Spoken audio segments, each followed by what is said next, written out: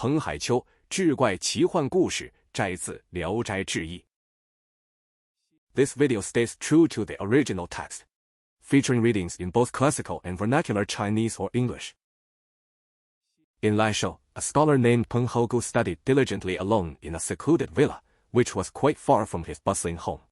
When the Mid-Autumn festival arrived, he did not return for the family reunion, remaining there all alone without a single companion by his side. He thought to himself that there was no one in this desolate village with whom he could share a meaningful conversation. Only the scholar named Chiu was considered a famous literary figure in the county, but he always harbored hidden vices, and Peng Hougu often despised him for it. As a bright moon had already risen, Peng Hougu felt increasingly bored and lonely. Left with no other choice, he wrote a short note to invite Chiu over. During their drinking, there suddenly came the crisp sound of knocking on the door. The study boy hurried out to answer the door and found a strange scholar who was about to pay his respects to the master of the house. Peng Hougu immediately left his seat and respectfully welcomed the guest inside.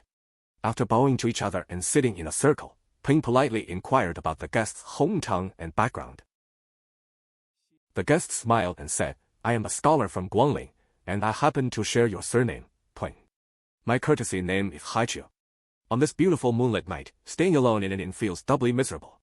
Hearing of your noble and elegant character, I took the liberty of visiting you without any formal introduction."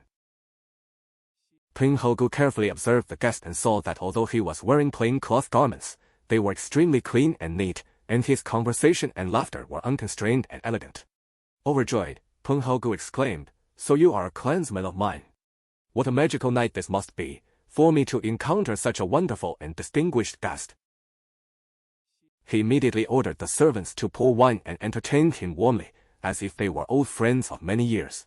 Peng Hougu secretly observed Haiqiu's demeanor and found that he seemed to heavily despise Chiu. Whenever Chiu eagerly tried to strike up a conversation with him, Haiqiu would always act arrogantly and refuse to show any courtesy.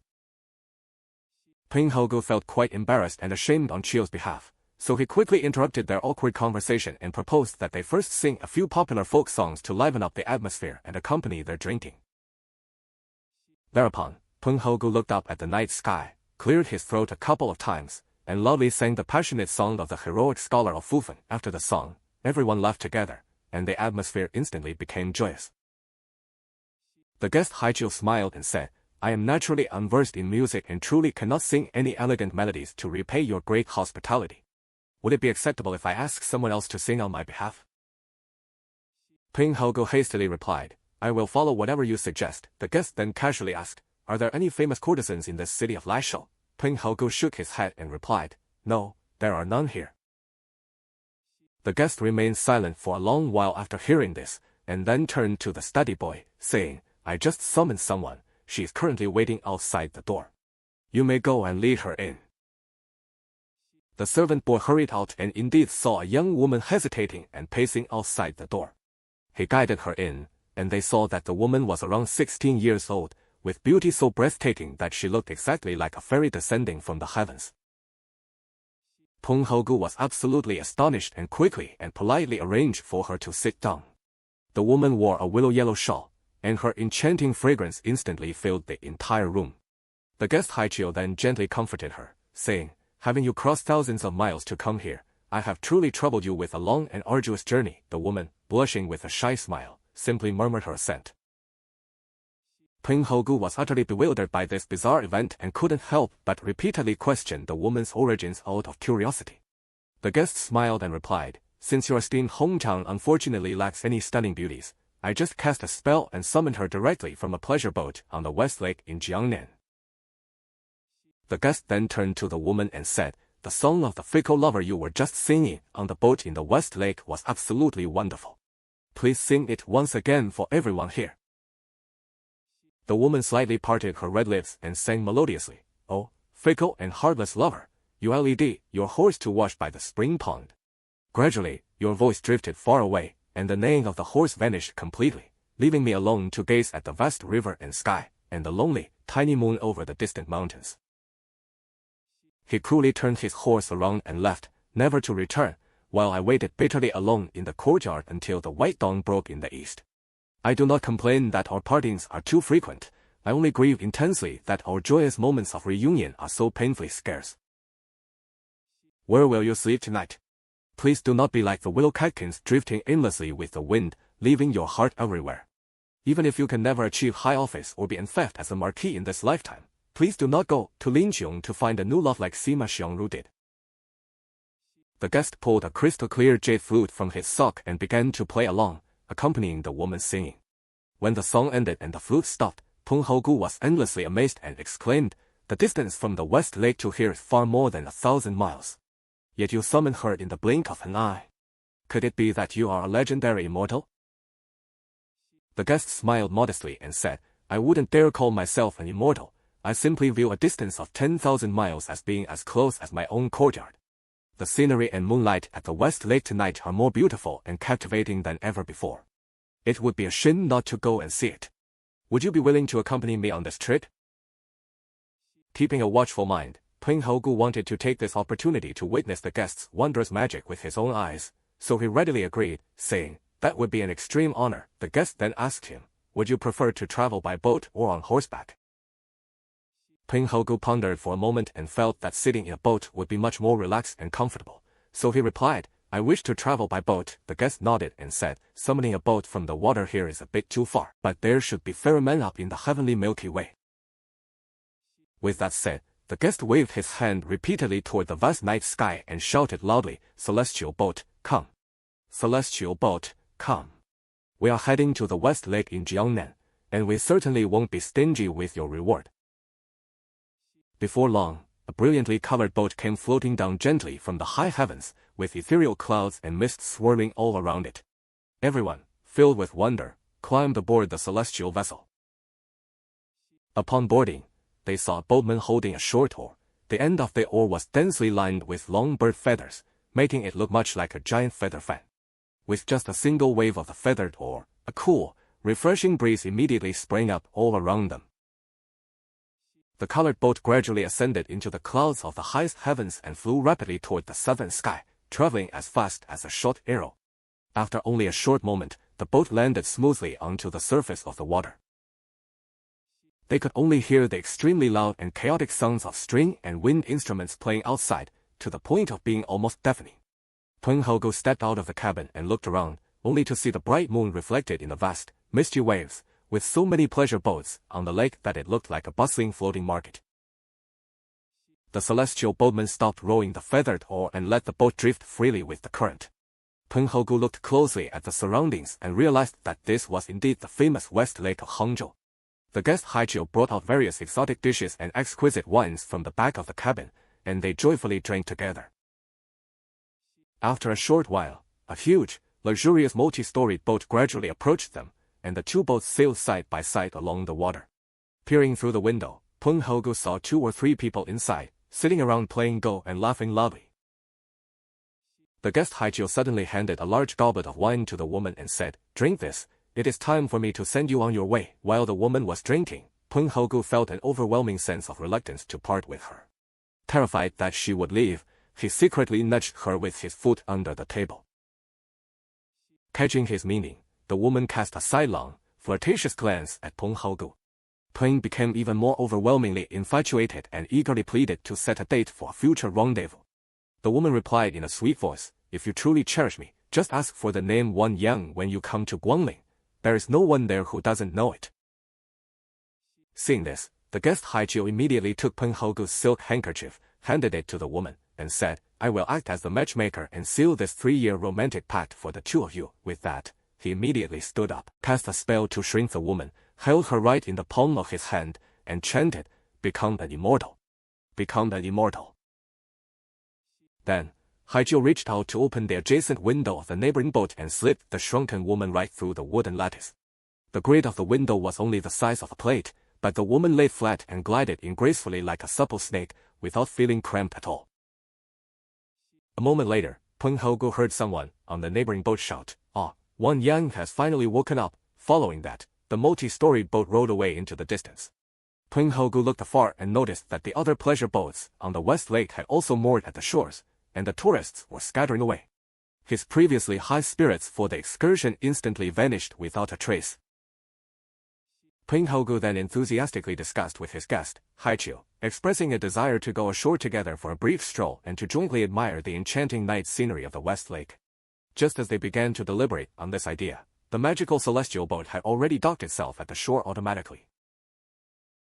Consequently, Peng Haogu eagerly left the flying ship and walked with brisk steps along the shore, feeling that he had covered a distance of over a li. The guest Haiqiu arrived shortly after, leading a tall, fine steed, and he instructed Peng Haogu to step forward and grab the horse's reins. After handing him the horse, Haiqiu immediately turned and left, saying before he departed, "Wait here for a moment, I will go and borrow 2 more mounts." However, Peng Haogu waited there for a very long time, yet Haiqiu did not return. By this time, the strollers around the West Lake had gradually become sparse. Peng Haogu looked up at the sky and saw that the slanting moon had already shifted towards the west, and the sky was approaching the break of dawn. Peng Haogu looked around and realized that the scholar Qiu, who had come along with them, had also disappeared to goodness knows where. He could only lead the horse and pace anxiously back and forth on the spot, unable to advance or retreat, completely at a loss for what to do.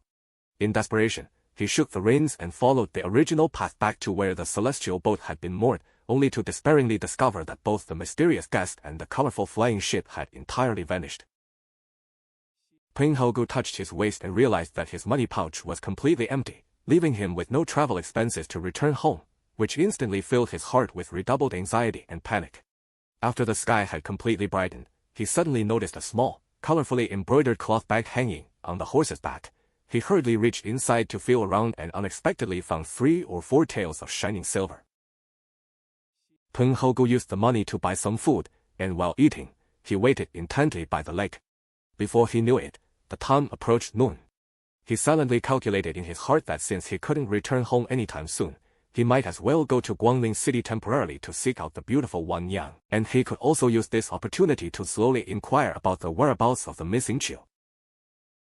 However, when he asked around everywhere for Wan Yang's name, to his surprise, no one knew who she was. His initially highly expectant enthusiasm instantly turned overwhelmingly bleak and desolate. Left with no other choice, on the following day, Peng Haogu had to mount the horse and set off on his journey back to his hometown of Laishou. Fortunately, that horse had been trained to be exceedingly docile and excellent. Luckily, it was neither lame nor stubborn. Peng Haogu trekked for a full half-month before finally arriving home exhausted in Laishou. It turned out that right at the moment when the 3 of them boarded the celestial boat and ascended into the sky, the steady boy had run back to the main house in terror to report, "Our master has already ascended to the heavens and become an immortal." Upon hearing this, Peng's entire family wept in absolute sorrow and grief, all believing that he would certainly never return after ascending to immortality. To their surprise, Peng Haogu returned safe and sound. He tied the horse at the door and walked into the house. Seeing him, the family members were both astounded and overjoyed, swarming around him to ask what had happened. Peng Haogu then detailed that bizarre and magical experience to everyone. On second thought, Peng Haogu realized that he and Qiu had gone out together, yet now he had returned to their hometown all alone. He was truly worried that Qiu's family would hear the rumors and come over to interrogate him demanding Qiu's return, so he repeatedly warned his family never to spread this story around.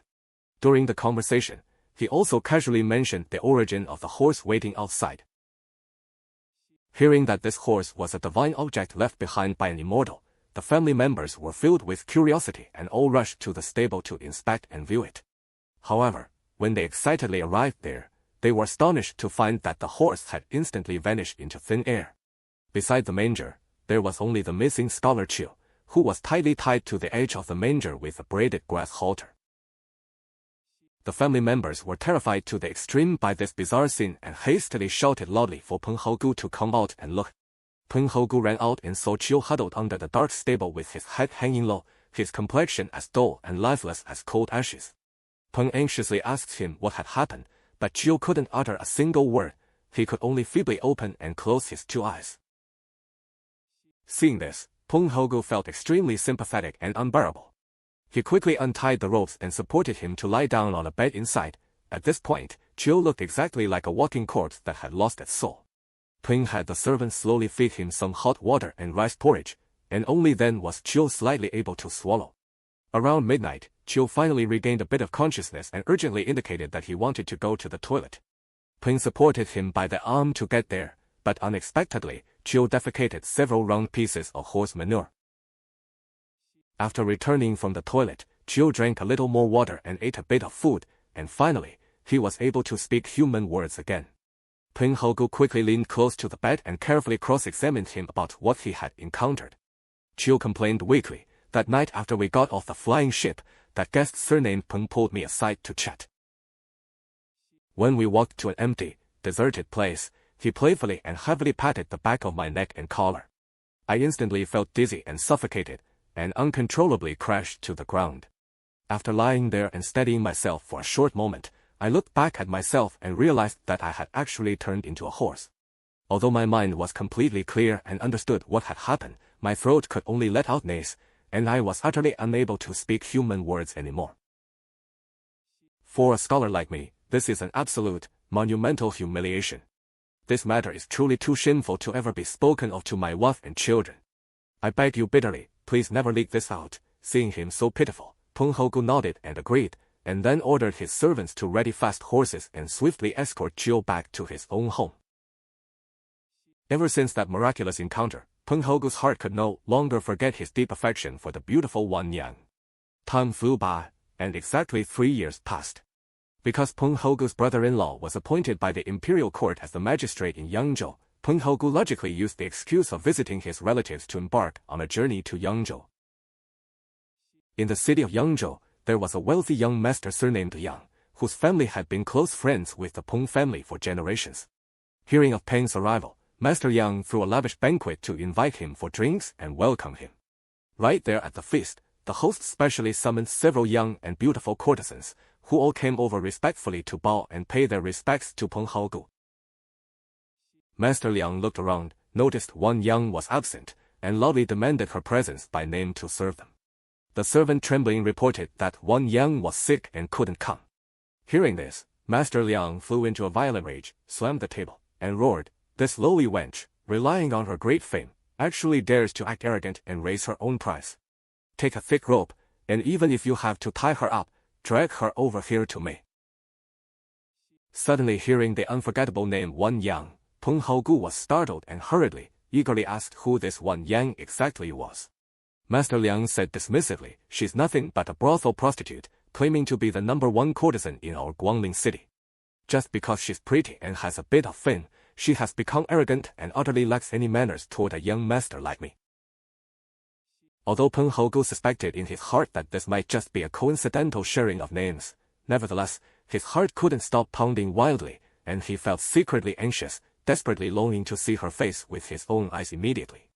Before long, the coerced Wan Yang finally arrived, and Master Liang immediately struck an overbearing and domineering posture, loudly insulting and scolding her in front of everyone. Disregarding etiquette, Peng Haogu stared intently and carefully scrutinized the approaching Wan Yang, discovering that she was indeed the very divine beauty he had met on that mid-autumn night 3 years ago. Thrilled beyond measure, Peng Haogu hastily stepped forward and said to Master Liang, "Brother Liang, please calm your anger. This woman and I have actually shared an old acquaintance from long ago. I hope that, for my sake, you will show mercy and kindly forgive her for her negligence." Hearing someone intervene on her behalf, Wan Yang turned her head and carefully examined Peng Haogu. Her expression also seemed filled with immense astonishment and surprise. Although puzzled, Master Liang didn't bother to deeply interrogate the relationship between them and immediately ordered everyone to continue passing the wine cups. Taking the opportunity, Peng Haogu leaned in and asked Wan Yang softly, "That song of the fickle lover from 3 years ago, do you still remember how to sing it now?" Upon hearing this, Wan Yang was even more profoundly shocked. She fixed her gaze tightly on Peng Haogu, and only after a long moment did she regain her senses and begin to slowly, softly chant that old melody. Peng Haogu listened enraptured to her melodious and poignant singing, feeling exactly as if he had returned to that magical mid-autumn night all those years ago. When the banquet was drawing to a close, to curry favor with Peng Haogu, Master Yang ordered Wan Yang to serve the distinguished guest for the night. Once in the room, Peng Haogu firmly grasped Wan Yang's delicate hands and said with deep affection, "That romantic vow we made 3 years ago, is it finally being fulfilled today?" With tears in her eyes, Wan Yang softly poured her heart out to him. "On that night 3 years ago, I was originally following someone to enjoy a boat ride on the West Lake. Before I had even drunk a few cups of wine, I suddenly lost consciousness as if I were dead drunk. In a daze, half asleep and half awake, I felt like I was carried into the sky by a mysterious person, and eventually placed in an extremely remote and unfamiliar village. A young study boy guided me into a room. At the time, there were 3 guests sitting at a banquet table inside, and you, my dear lord, were exactly one of them. Later, I hazily rode a flying ship back to the West Lake, and that person stuffed me straight back through the window lattice. Before parting, you held my hand tightly with profound affection. Over the past 3 years, every time I focus my mind to recall this, I always believed it was nothing but an absurd illusion. However, that silk handkerchief you gave me remained clearly by my side. Even today, I still treat it like a peerless treasure, keeping it carefully wrapped and stored in multiple layers.彭好古then told her all the details and reasons regarding the immortal's magic, and the two cuddled together, mutually sighing and marveling endlessly at this bizarre, divinely ordained fate.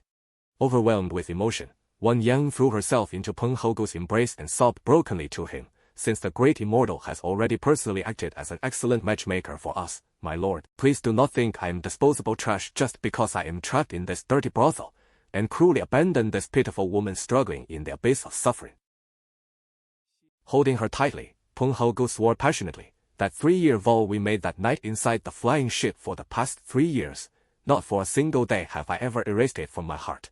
My darling, if you have the heart to leave this life and marry me, then even if it means emptying all the wealth in my pouch and selling off all my horses and properties, I would not hesitate to spare any expense at all.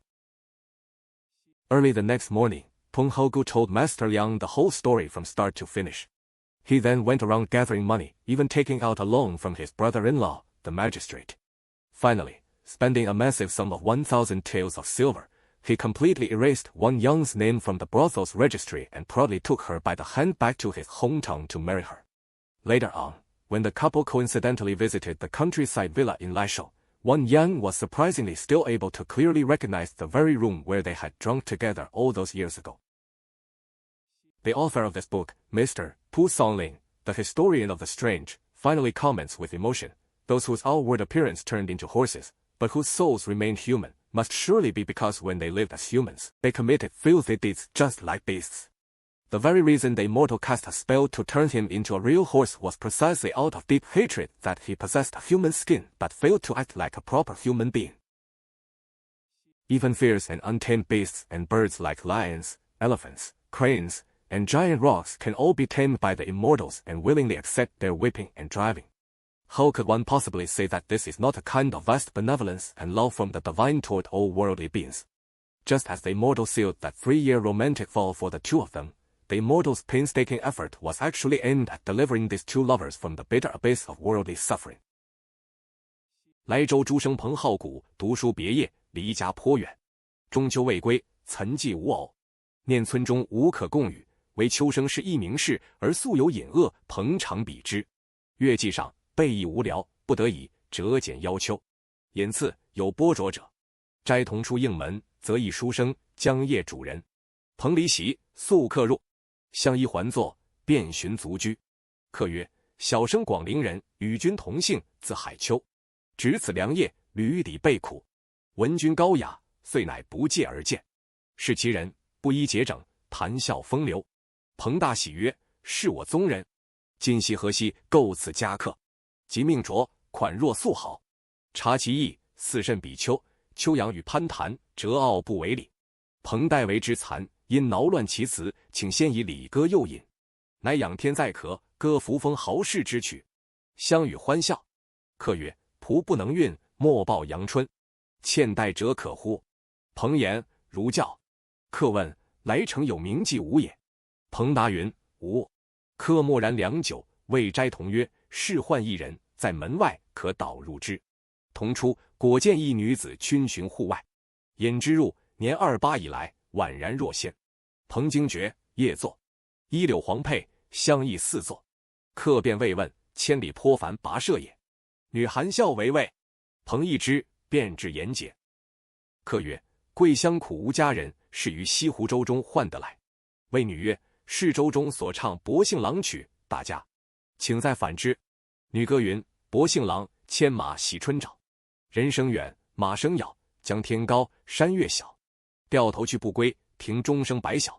不愿别离多，但愁欢会少。眠何处？勿作随风去。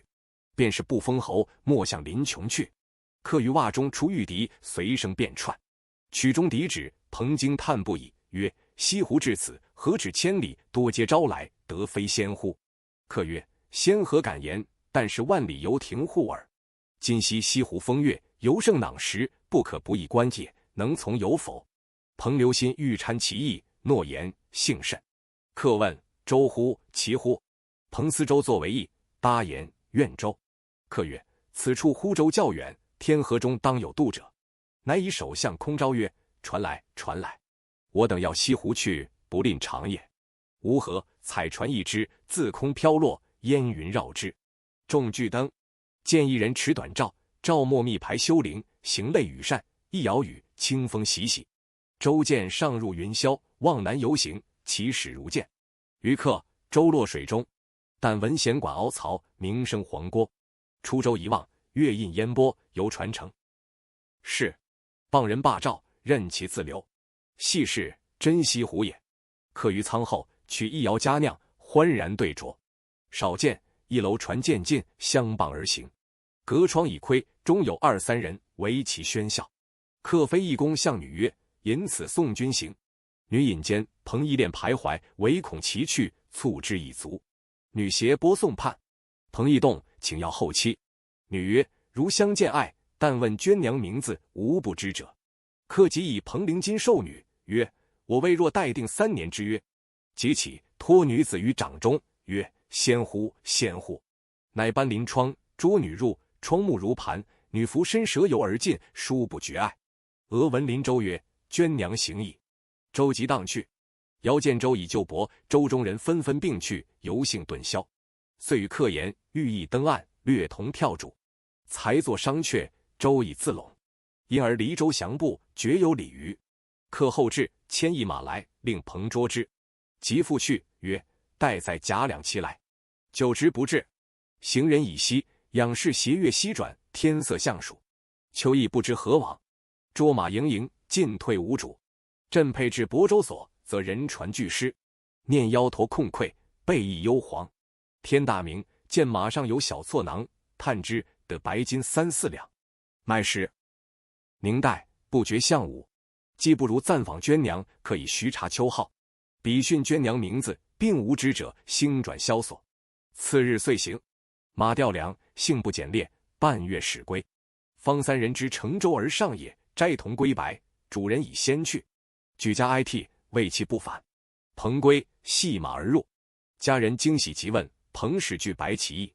因念独还相景，恐邱家闻而志节，借家人误拨。与次道马所由来，众以先人所疑，便悉议就验事。及至，则马顿邈，但有秋生，以草浆直立边。亥即，呼彭出世，见秋垂手站下，面色灰死，问之不言，两眸起闭而已。彭大不忍，解缚榻上，若丧魂魄。灌以汤粥，稍稍能咽。中夜少苏，即欲登侧，扶叶而往，下马粪数枚。又少饮啜，始能言。彭就踏言问之，秋云：下船后，彼引我闲语。至空处，细拍项领，遂迷闷颠簸。伏定少客，自顾以马。心意醒悟，但不能言耳。事大如此，诚不可以告妻子，岂勿谢也。彭诺之，命仆马驰送归。彭自是不能忘情于娟娘。又3年，以此帐畔扬州，因王省事。周有梁公子，与彭通家，开筵邀饮。即喜有歌姬数倍，俱来之夜。公子问娟娘，家人白已病。公子怒曰：婢子身价自高，可将所子系之来。彭闻娟娘名，惊问其谁。公子云：此昌女，广陵第一人，原有威名，遂拒而无礼。彭疑名字偶同，然突突自急，即欲一见之。吾何？娟娘至，公子盛气排数。彭帝是真中秋所见者也。魏公子曰：是与仆有旧，幸垂原数。娟娘向彭审顾，肆意错愕。公子为皇深问，即命行商。彭问：薄幸郎取游记之否？娟娘更骇，目注遗时，始度就取。听其声，宛似当年中秋时。酒阑，公子命是客请。彭着手曰：“3年之约，今始见耶？”娟娘曰：“昔日从人泛西湖，饮不数之，忽若醉。朦胧间，被一人携去，至邑村中，一同饮妾入，席中3客，均其意焉。后乘船至西湖，送妾自窗棂归，把手殷殷。眉所凝念，未是幻梦，而灵今宛在，今犹实席藏之。彭告已故，相共叹诈。娟娘纵体入怀，哽咽而言曰：“先人已作良媒，君误以风尘可弃，遂舍念此苦海人。”彭曰：“舟中之约，1日未尝去心。卿堂有意，则谢。囊或马，所不惜耳。结旦，告公子，又称待于别驾，千金须其疾，携之以归。偶至别业，犹能识当年隐处云。亦使是云：马儿人，必其为人而马者也；使为马，正恨其不为人耳。诗向贺彭，悉受鞭策，何可谓非神人之仁爱之乎？即定3年约，亦渡苦海也。”此为播放列表合集系列视频之一，同款电子书。Thanks for watching. See you in the next video. More videos available in the playlist collections. Matching ebook included. If you have any suggestions, feel free to let me know. 谢谢您点赞、订阅、关注，欢迎您的雅正。